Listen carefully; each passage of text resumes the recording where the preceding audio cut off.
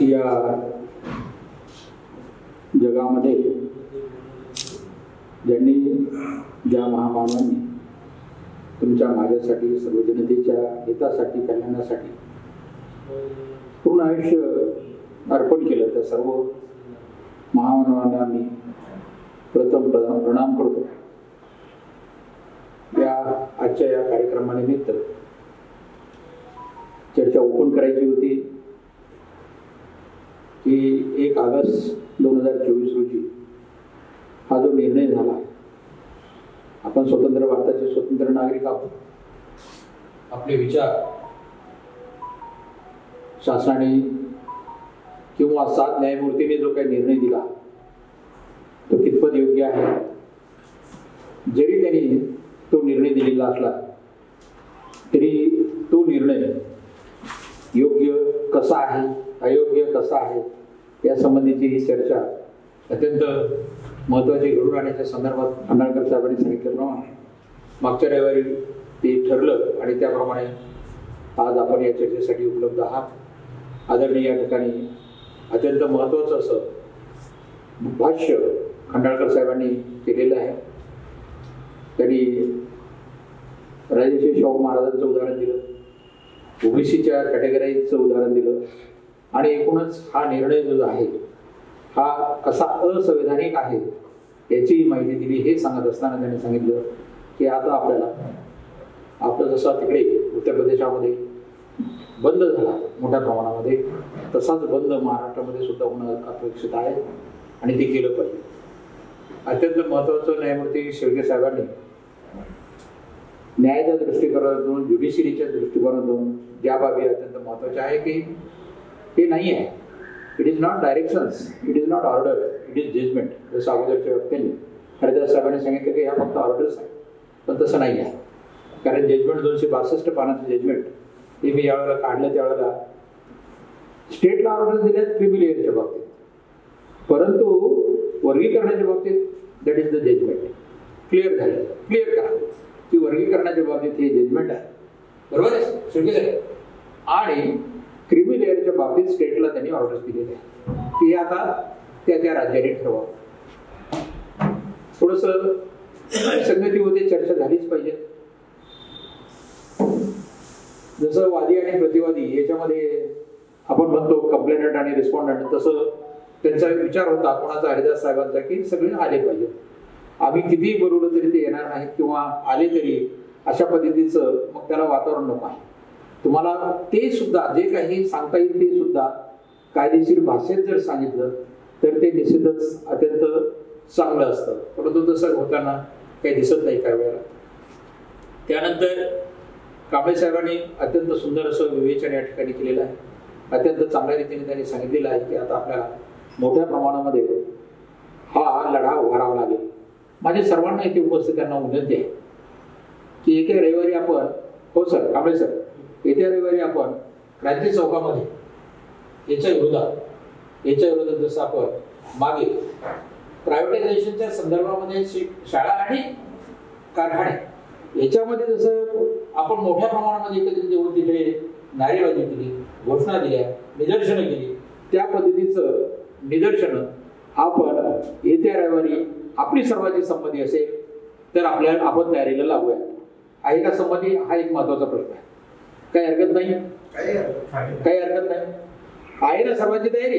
हात वरती करा, म्हणजे आपण सगळ्यांनी प्रत्येकाने 4-4, 5-5 त्या ठिकाणी आणायचे, जेणेकरून एक 200, 300, 500चा माप तिथे असला पाहिजे। आपले हक्क आहे, आपले हक्क आहेत आणि ते आपण घेतलेच पाहिजे। हे काही आपलं कोणी काही मेहरबानी करून आपल्याला देणार नाही आहे। आपण आपले हक्क मागत असताना काही वेगळं मागत नाही। हे जे झालेलं आहे हे सर्व असंविधानिक आहे, संविधानिक नाही आहे, हे ठासून तिथे पोहोचलं पाहिजे सुप्रीम कोर्टापर्यंत आणि तसंच पार्लमेंट पर्यंत पोहोचलं पाहिजे। We the people of India, Kamble साहेब, ससो साहेब, माननीय न्यायमूर्ती साहेब, we the people of India having solemnly resolved to constitute India, बांधी लावतात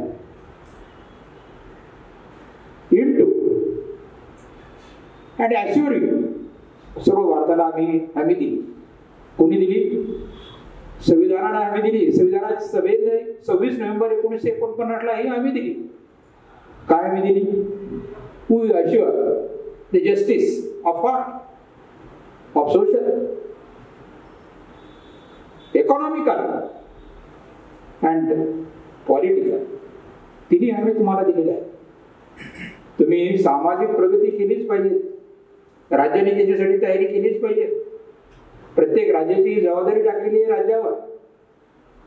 इकॉनॉमिकली प्रत्येक माणूस त्या राष्ट्रातला, त्या देशातला, त्या राज्यातला हा समर्थ झाला पाहिजे.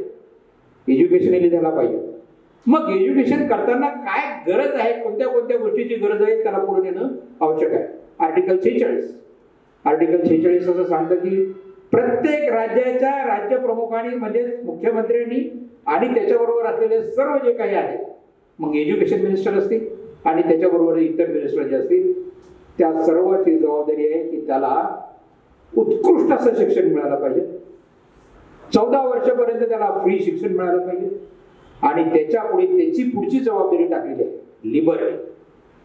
Liberty of what? Liberty of faith, thoughts आणि त्याचबरोबर पूजा, वर्शिप याची जबाबदारी, याचंही स्वातंत्र्य तुम्हाला देऊन टाकले की तुम्ही कुठल्याही धर्मात कसेही वागा, तुम्हाला वर्शिपचा अधिकार देऊन टाकले. त्याचबरोबर विश्वास निर्माण केला तुमच्यामध्ये सर्वांनी. तुमचे जे थॉट्स आहेत, आर्टिकल 19 की तुम्ही बोला, तुम्ही लिहा, तुम्ही गा, तुम्ही धंदा करा, काय वाटेल ते करा, तुम्हाला ते स्वातंत्र्य या लिबर्टीने देऊन टाकलेले. आर्टिकल 19, आर्टिकल 21, आर्टिकल 46 फार महत्वाचे. 21 ने तर तुम्हाला जीवदानच देऊन टाकले. आणि आता इन्क्लूडेड 21 मध्ये तर आता शिक्षणाचा अधिकार सुद्धा इन्क्लूड केला. Then equality, Khandalkar sir equality मध्ये त्यांनी सांगूनच टाकलं. Yes, there is opportunity of what? Employment.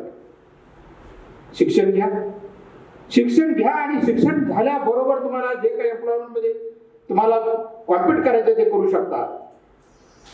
आणि सर्वसाधारण या देशातल्या जेवढे काय आहेत जागा एम्प्लॉयमेंटच्या, त्या तुम्ही कॅप्चर करू शकता, त्या ठिकाणी जाऊ शकता. Then what? Fraternity. Fraternity of what? Dignity. फार महत्वाचा शब्द आहे sir. Dignity of among you. तुमची प्रतिष्ठा, तुमचा सन्मान. प्रत्येकाचा या देशातल्या आज 142 कोटी लोकांचा सन्मान बहाल केला. कसं काय डिस्क्रिमिनेशन करतात ही मंडळी, किती असंवैधानिक वागतात याच्यावरून स्पष्ट होतं. आणि एवढंच सांगितलं नाही, ॲश्युरन्स दिलं की तुमचा सन्मान, तुमचं पात्रता आणि तुमची प्रतिष्ठा कायम सतत राहण्यासाठी ही सभा, विधान, हे मंडळ, कॉन्स्टिट्यूशन असेंब्ली ही बांधील आहे. एवढ्यावर जबाबदारी नाही टाकली. You must be United.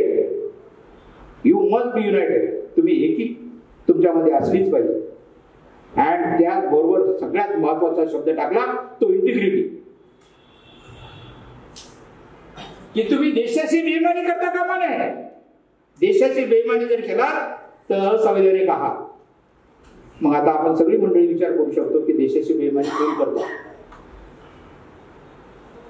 We in this Constitution Assembly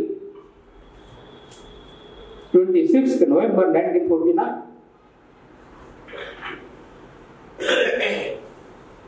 we have given, we adopt, enact this Constitution. आम्ही स्वतः प्रत ही जबाबदारी स्वीकारलेली आहे देशातल्या सर्व लोकांनी. आणि हे कॉन्स्टिट्यूशन आणि आम्ही स्वतःमध्ये अडॉप्ट केलेलं आहे. किती सुंदर.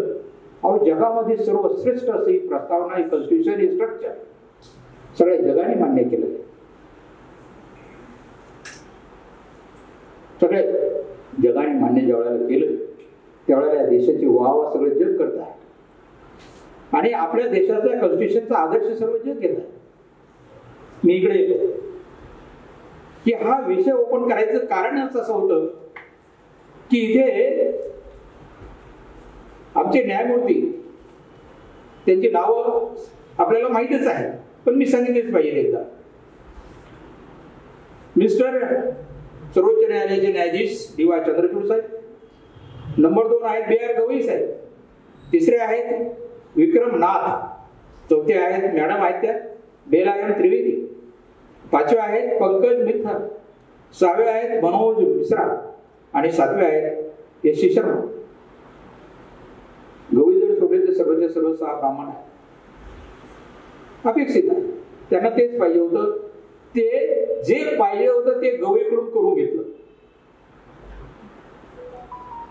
जे पाहिजे होतं ते गवई करून घेतलं आणि प्रत्येक जवळजवळ 3 जजेस मी म्हटलं माय फ्रेंड मिस्टर गवई.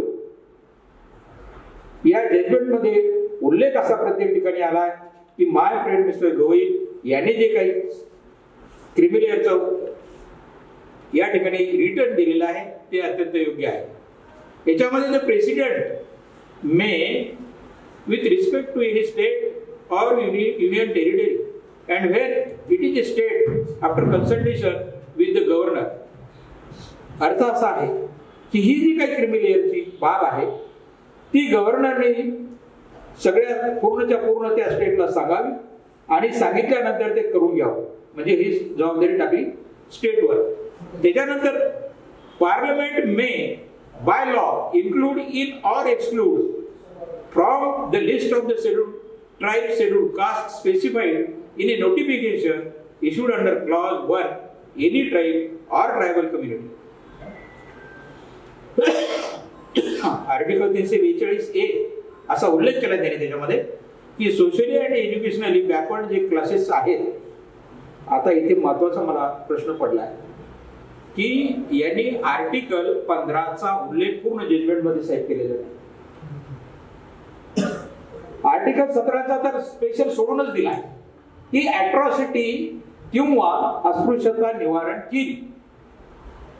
कायद्याने अस्पृश्यता प्रोहिबिट केली. आता प्रोहिबिट मग डिस्क्रिमिनेशन कशासाठी आलं, मग याच्यामध्ये काय आलं की जोपर्यंत अस्पृश्यता आहे तोपर्यंत किंवा समानता जोपर्यंत सर्व लोकांमध्ये येत नाही तोपर्यंत हे कशासाठी समानता आली संपून टाका. आर्टिकलची पण त्या गरज राहणार नाही आपल्याला 17ची. पण आज खेड्यापाड्यात गावागावात काय चाललंय गोंधळ की जिथे आता सरांनी सांगितल्याप्रमाणे प्रत्येक ठिकाणी अस्पृश्यांवर अत्याचार आहे, प्रत्यक्षात मारल्या जाते. मग थोडस जरी आता मी ऍज ए खिल्लार गावात जर गेलो तर काय म्हणतील, अरे हे पोरग सुपर क्लास 1 ऑफिसर झालं, हे महाराजचं पोरग, अरे त्या विठ्ठलाचं पोरग आहे विठोबाचं. गाडी येणार त्याच्याकडे स्कोडा 23 लाखाची, डोक्यातून अजून अस्पृश्यता गेलेली नाही आहे. डोक्यातून अजून की मी त्या माणसाकडे मानव म्हणून पाहतोय, त्यांनी प्रगती केली. BSc ला असताना त्या थडग्यावर मिलिंद कॉलेजच्या किंवा त्या बाबासाहेब आंबेडकर लॉ कॉलेजच्या थडग्यावर जाऊन अभ्यास केलाय, श्रम घेतले, कॉम्पिट केलं आणि कॉम्पिट करून मग MPSC UPSC मधून सुपर क्लास 1 ऑफिसरला. SC चे किती आहेत, ST चे किती आहेत. आर्टिकल 14 मध्ये इक्वॅलिटी बिफोर द लॉ अत्यंत अभ्यासाचा विषय आहे की आपल्या समोर जे काही कायदा आहे या कायद्यासमोर सर्व समान आहे. देशातले 145 कोटी लोक समान आहेत. आहोत का समान, प्रश्नार्थ चिन्ह आहे.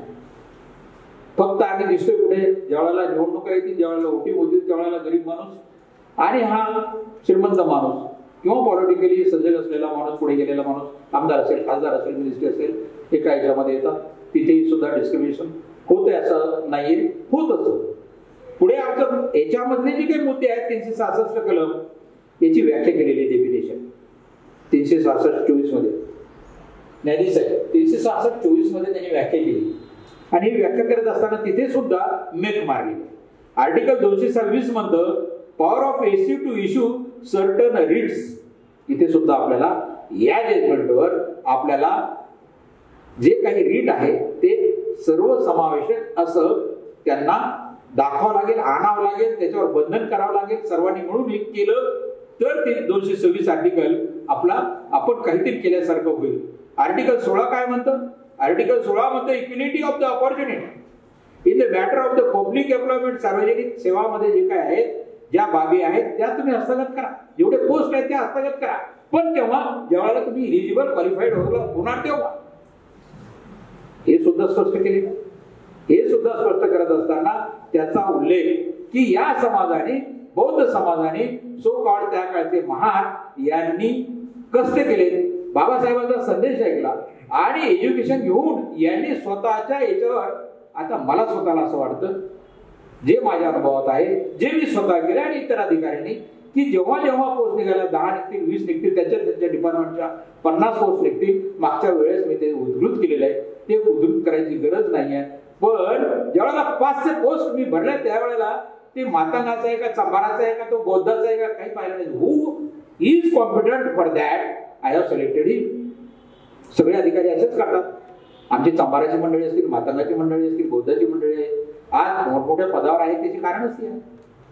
कोणी असं एकही उदाहरण नाही की हा एससी समाजामध्ये जो काही बौद्ध आहे, महार आहे किंवा मातंग आहे किंवा चर्मकार आहे, या बौद्ध डावलून चंबाराला किंवा मातंगाला डावलून बौद्धाला घेतले, असं कधी झालेलं नाही. मग ही हाक कशासाठी झाली? 8% आरक्षण आम्हाला पाहिजे, अहो तुम्हाला ओपनच केलेलं ना. 13% तुम्हाला दिलेलं असताना तुम्ही करू शकले नाही, तुम्ही कॉम्पिट करून एज्युकेशन घेऊ शकले नाही. आणि आज तुम्ही म्हणता आज रिझर्वेशन सगळं संपलेलं किंवा संपुष्टात येण्याची चिन्ह आहे. काय मिळणार आहे आपल्याला? प्रायव्हेटायझेशन सगळं झालेलं आहे. आता अंबोरी साहेबांनी सांगितलं प्रायव्हेटायझेशन सगळं झालेलं आहे. अदमानी साहेबांनी त्याचा उल्लेख चांगल्या रीतीने केलेला आहे.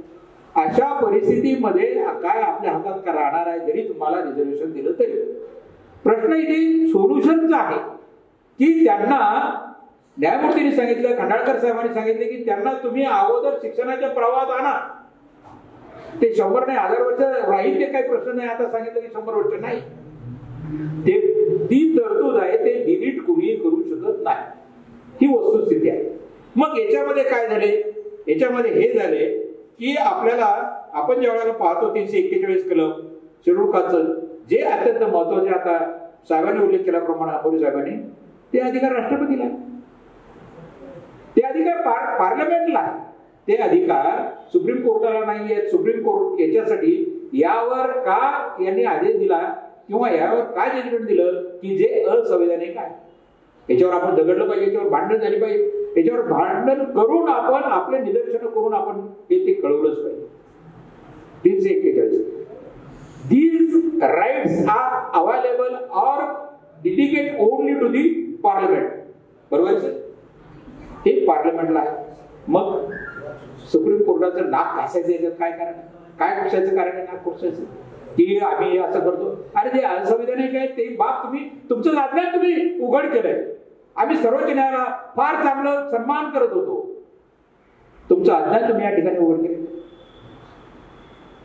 याच्यामुळं भांडणाचा किंवा कलह करण्याचा या सुप्रीम कोर्टाचा हा निर्णय जो झालेला आहे तो असा आहे. आणि म्हणून आर्टिकल 15 जे आहे मी आता सांगितलं, prohibition of the discrimination on ground of the religion, race, caste, sex, place of birth, धर्म, जात, वंश, लिंग, हे प्रोहिबिट केलेलं आहे. आणि हे प्रोहिबिट केलेलं असताना याला काळीमा झालेला आहे. हे जे तुम्ही वर्गीकरण करता त्याला तुम्ही संपुष्टात आणलेलं आहे. एका अर्थानं तुम्ही असंविधानिक रीतीनं वागता आहात, संविधानाच्या विरुद्ध वागता आहात. यावर काय म्हणायचं? तुम्ही देशभक्त आहात का आणखीन काय आहात? सुप्रीम कोर्ट किंवा आणखी तिथे बसलेले कोण आहात? आम्ही काय समजायचं? आम्ही काय, तुमचं काय इव्हॅल्युएशन काय करायचं सांगा. जे सर्वोच्च न्यायालय तिथे बसलेली मंडळी की जी सर्व ज्ञानी स्वतःला समजतात, त्यांच्या बाबतीत माझा हा सवाल, खडा सवाल आहे. बांधवांना,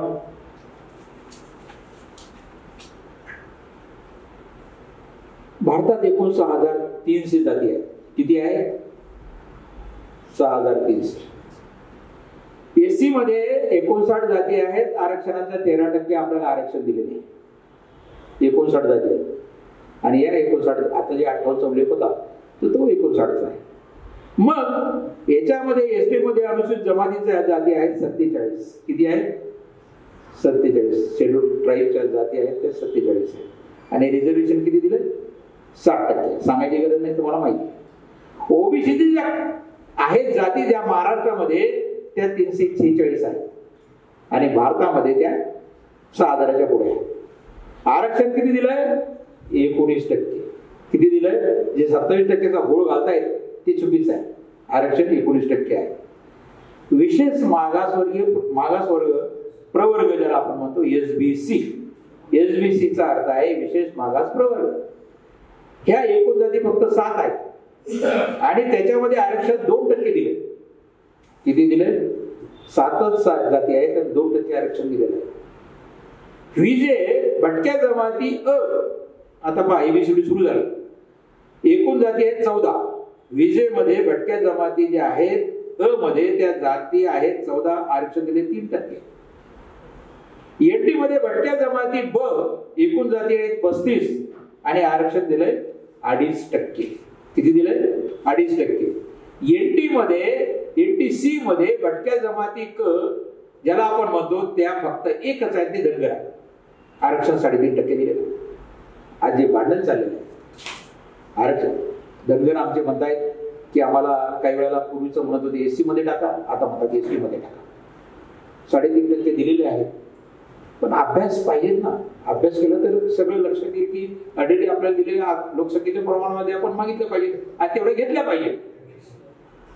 पुढे काय झालं की एनटी मध्ये पुन्हा ड हा प्रवर्ग आला ज्याच्यामध्ये वंजारी आहेत आणि फक्त एक आहे. आता वंजारी आणि जे मराठ्यांचं भांडण चालू आहे वंजारी एनटी डी मध्ये आहेत, ते म्हणतायत की आम्हाला ओबीसीचं आरक्षण पाहिजे. आता ओबीसीचं 19% आहे, त्यातून आम्हाला पाहिजे.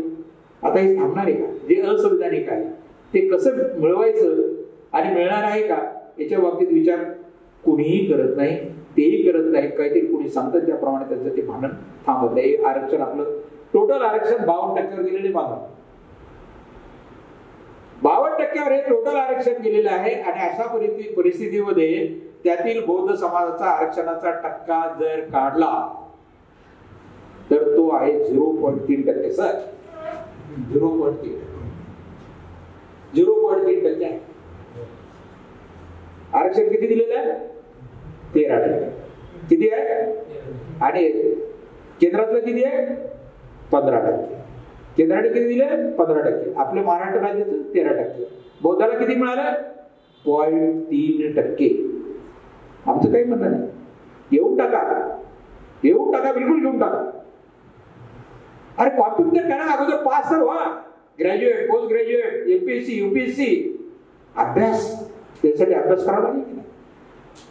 तुम्ही ज्यावेळेला पोस्ट येतील, ज्यावेळेला 10 पोस्ट निर्माण होतील, पोस्ट राहिल्याच नाही. मी तुम्हाला सांगतो प्रत्येक कार्यालयाची आज स्थिती मला माहिती आहे.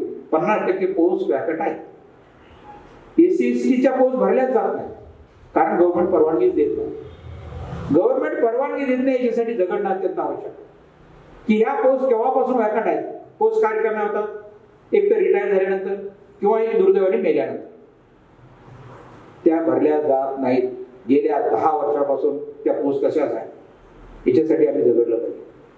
मग जेव्हा हे आरक्षण संपेल, कारण संपवण्याचे याचे सगळं चाललेलं आहे. कारण काय की ज्यावेळेला ह्या 10 पोस्ट भरायच्या त्यावेळेला 7 नंबरला एससी आणि एससीच्या ह्या categories SC, ST, DT, NT वगैरे आता मी ज्याप्रमाणे दाखवतो, तर त्यावेळेला हा जो बौद्ध समाज त्यांच्या डोक्यामध्ये खूप पुढे गेलेला आहे तो ड वर जाईल. खालचा जो एक सगळ्यात मागे राहिलेला आहे तो अ वर येईल. आता अ ला ज्या वेळेला ते घेतील की बाबा रे आले तुझे कागदपत्र क्वालिफिकेशनचे, ग्रॅज्युएट ऑफ एनी फॅकल्टी, मग त्याच्यामध्ये 10-15 येतील आणि त्यांच्या याच्यामध्ये ज्या वेळेला इंटरव्ह्यूला येतील त्यावेळेला तो क्वालिफाय करणाऱ्या तिथेच त्याला डिस्क्वालिफाईड करतील. Candidate is not suitable for the post. म्हणजे त्यांना याही मार्गाने हे आरक्षण संपवून टाकायचं, कारण ते खाली येणार नाही. ड साठी ती पोस्ट व्हॅकंट राहणार आहे, ती क साठी नाहीये, ती ब साठी नाहीये, ती अ साठी तर नाहीच आहे. गेलो तुमचं आरक्षण संपलं. आणि अशा रीतीनं हा डाव, हा कुटील डाव हे खेळायचा प्रयत्न चाललेला आहे. तर सुधारणेचा हा कायदा रद्द झाला तर त्याचे दुष्परिणाम याप्रमाणे 108 जातीतल्या लोकांना भोगावे लागणार आहे. कारण रिझर्वेशन नाही, ऑर्गनायझेशन आहे, असे सर्व वास्तव असतानाही सगळ्यांच्या डोळ्यात येतो तो बौद्ध समाज व त्यांनी सर्व नोकऱ्या पळवल्या. बरोबर आहे, त्यांनी सर्व नोकऱ्या पळवल्या. किती पळवल्या? 0.3%. आणि त्याच्या डोक्यात काय की सगळ्याच्या सगळे 13% फायदा रिझर्वेशनचा या लोकांनी घेतला. नोकऱ्या पळवल्या असा गुडघ्यात मेंदू असल्याप्रमाणे तर्क लावला जातो. वरील सर्व 510 जाती डॉक्टर बाबासाहेबांच्या उपकारावर जगतात. लक्षात घ्या सगळ्यांनी, सर्व समाजाच्या या लोकांनी लक्षात घ्यावं, त्यांच्या स्वतःच्या किंवा त्यांच्या नेत्यांच्या पुण्यावर नव्हे.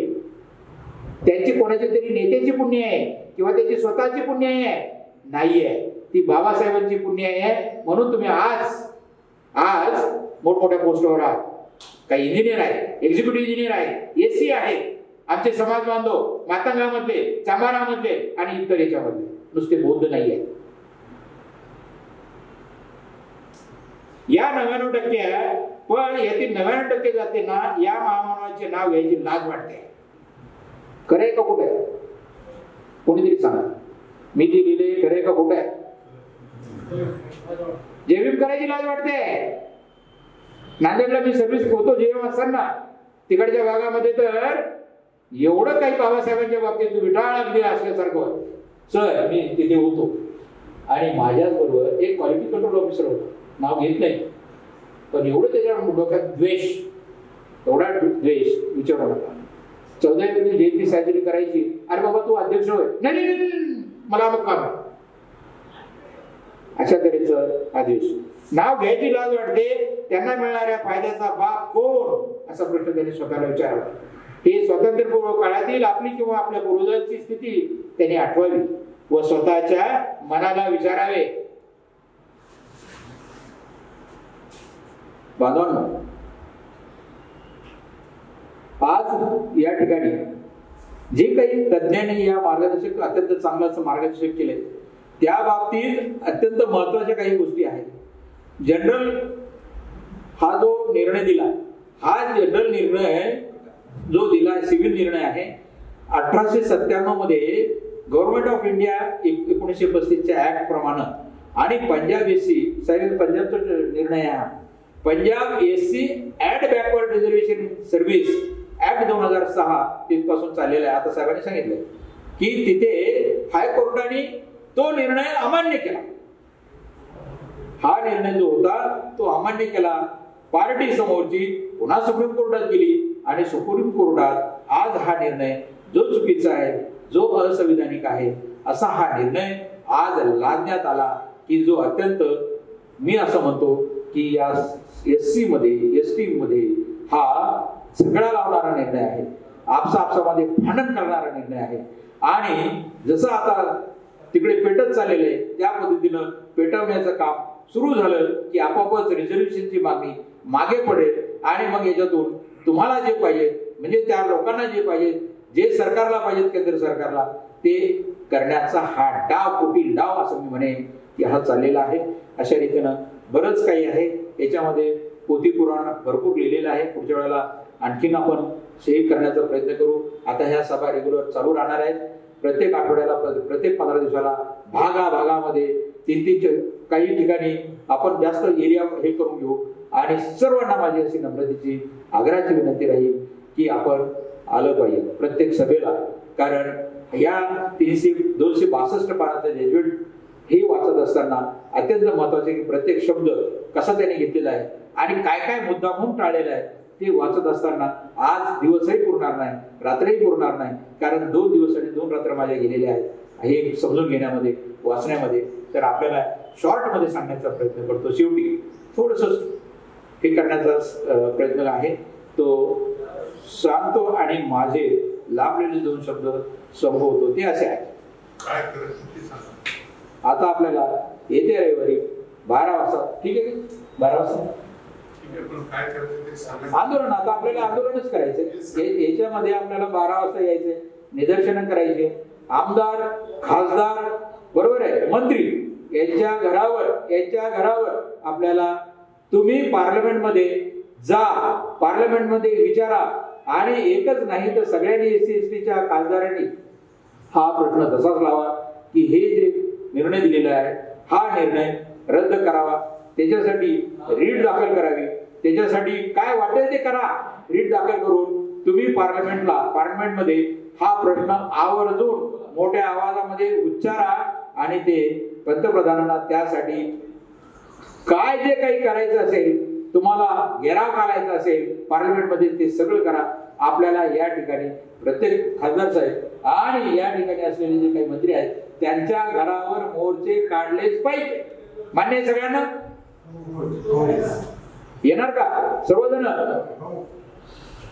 येस सगळेजण? प्रॉमिस? Very good. तर आता रविवारी आपण तोही निर्णय घेऊन टाकू. 12 वाजता आपण निदर्शन करू.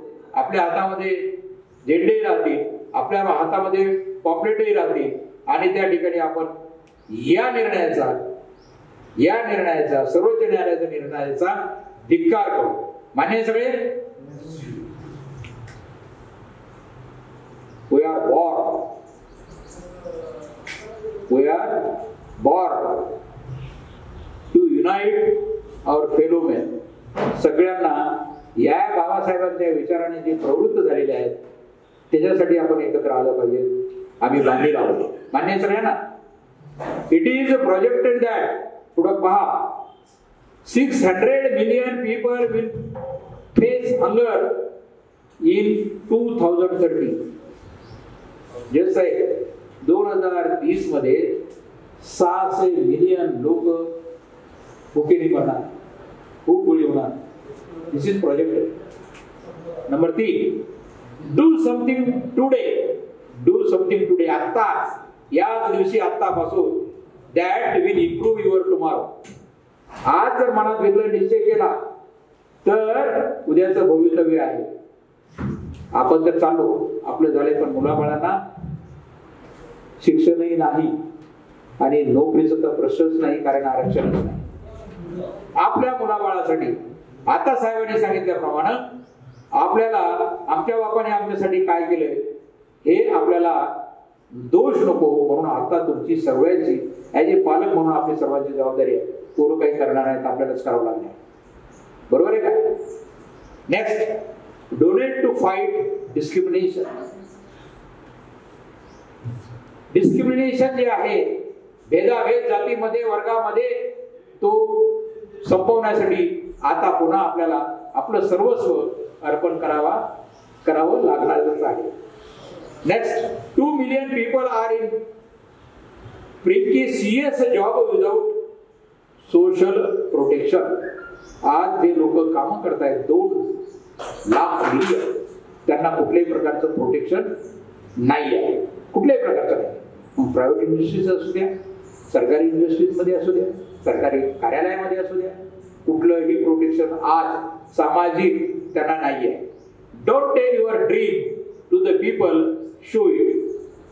मी असं करीन, मी तसं करीन, मी हे करीन, ते करीन, माझ्या पुढे ह्या गोष्टी आहेत, माझ्या स्वप्नामध्ये असंच आहे. Nothing. You have to do it today only. बोलून तुम्हाला करायचं नाही आहे की मी असं करीन तसे करीन, नाही. Show it from your practice, practically. अशा रीतीने या सगळ्या अत्यंत महत्वाच्या गोष्टी आहेत. बांधवांनो, अध्यक्षपदावर बोलताना या सगळ्यांनी अत्यंत सुंदर असं मौलिक असं विवेचन, मौलिक असं संवाद या ठिकाणी आपल्याला सर्वांना ऐकवला आहे. मी सर्वांचा या ठिकाणी सर्व मान्यवरांचा आभार व्यक्त करतो. आमचे संचालक कार्यक्रमाचे तायडे साहेब आहेत, इथे आपले जरा ओळख द्या सगळ्यांना. तामगाडगे साहेब राहुल नागपूरवरून आले आपल्यासाठी, हा कॅमेरा घेऊन आले, ते आहेत त्या ठिकाणी. इथे तायडे साहेब आहेत. आमचे हे कुठे गेले? हजारे साहेब आहेत का? हजारे साहेब आहेत, आपण सर्वच मंडळी, सगळ्यांची नावं घेणार नाही, पण आपण ज्यांनी ज्यांनी सहकार्य केलेलं आहे त्या सर्वांना, आमचे बंधू आहेत इथे ते या ठिकाणी उपस्थित आहेत आणि आपण सर्वांनी गायकवाड साहेब, तर या सर्वांचं मी या ठिकाणी पुनश्च आभार व्यक्त करतो. जसं पाहुण्यांनी अत्यंत मौलिक मार्गदर्शन केलं, निश्चितपणे आपल्या बुद्धीमध्ये प्रकाश निश्चितपणे पडला असेल आणि आपण पुन्हा 5-5, 10-10, 15-15 लोक या विचाराने समर्पित होऊया आणि आपला हा कार्यक्रम कंटिन्यू चालू ठेवूया. ओके, थँक्यू, धन्यवाद, जय देव.